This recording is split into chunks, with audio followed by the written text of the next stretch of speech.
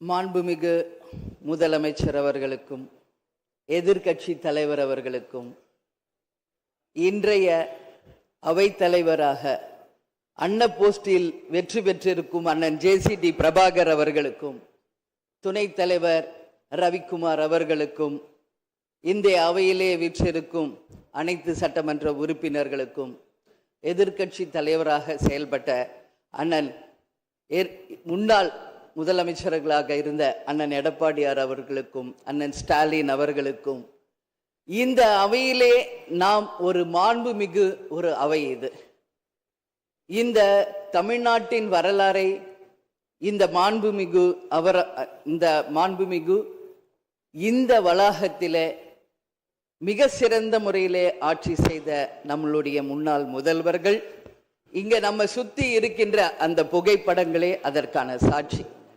அந்த மாண்பும் மரபும் இமியளவும் மாறாமல் அண்ணன் ஜேசிடி பிரபாகர் அவர்கள் அவைத்தலைவராக நடுநிலையோடு இருந்து ஒரு தராசு போல இந்த அவைக்கு அத்தனை பேருக்கும் சரிசமமான வாய்ப்பை கொடுத்து அத்தனை பேரையுமே ஆணாக இருந்தாலும் இந்த அவைக்கு அன்னையாக இருந்து அனைவருக்கும் சமமான வாய்ப்பை தர வேண்டும் என்று இந்த புனிதமான அவையிலே அவரை நான் அன்போடு கேட்டுக்கொள்கிறேன்.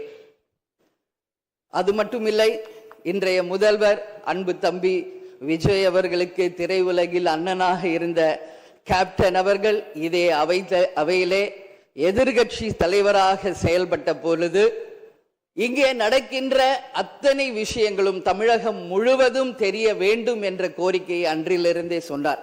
அதனால அந்த விஷயத்திலும் நடுநிலையோடு இருந்து ஆளுங்கட்சி சைடு மட்டும் கேமரா போக்கஸ் பண்ணாம சட்டமன்றத்தில் நடக்கும் அத்தனை நிகழ்வுகளையும் நேரலையில் தமிழக மக்கள் அனைவரும் தெரிந்து கொள்ள வகையில அந்த சரிசமமான ஒரு வாய்ப்பை ஏற்படுத்தி தர வேண்டும் என்பதை இந்த நேரத்திலே நான் கேட்டுக்கொள்கிறேன்.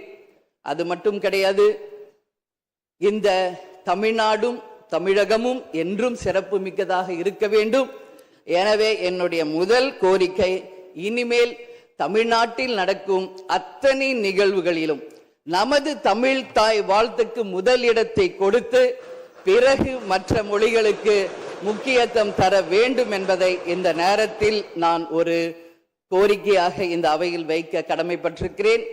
அது மட்டும் கிடையாது, நேற்று அனைத்து எதிர்கட்சிகளையும் நேரடியாக சென்று இங்க எதிர்கட்சிகள் எதிரி கட்சிகள் அல்ல, அனைவரும் தோழமை கட்சிகள் தான் என்பதை மிக சிறப்பாக சென்று அனைவரையும் சந்தித்த முதல்வர் அன்பு தம்பி விஜய் அவர்களுக்கு இந்த நேரத்தில் என்னுடைய வாழ்த்துக்களை தெரிவித்துக் கொள்கிறேன்.